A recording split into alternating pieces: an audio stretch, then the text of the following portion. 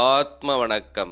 ஆத்மபிதா சுவாமி சிவானந்த பரமஹம்சர் அவர்கள் அருளிய மிருக புத்தி.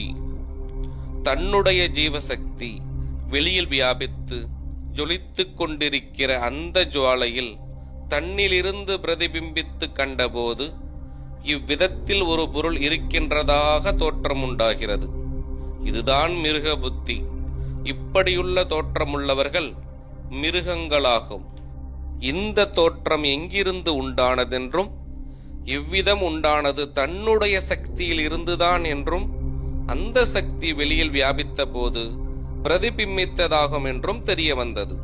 அதனால் அந்த சக்தி வெளியில் வியாபிக்காமல் அதனுடைய உற்பத்தி ஸ்தானமாகிய தன்னில் சேர்ந்து தன்னில் தானே லயித்து தோற்றம் நசிக்கும் போது மட்டுமே மனிதராக கூடும். எப்பொழுது சப்தம் தன்னில் அடங்குகிறதோ அப்பொழுது மனிதராகிறோம். அப்பொழுது நம்முடைய மனம் தன்னில் லயிக்கிறது. மனம் தன்னில் லயித்த போது தானாகி தன்மயமாகி தீருகிறது. அப்பொழுது மோட்சமாகிறது. இதனால்தான் மனிதருக்கே மோட்சம் கிடைக்கிறது என்று சொல்ல காரணம்.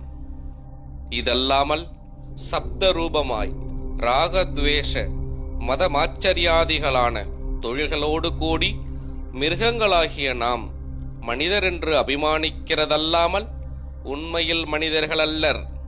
மனிதராக வேண்டுமென்றால் ராகத்வேஷம் முதலான தொழில்களை விட்டு முன் சொன்ன நிலைமையில் சேர வேண்டும். அதற்கு முன் ஒரு காலும் மனிதர் அல்லர், மிருகங்களேயாகும். ஆத்ம வணக்கம்.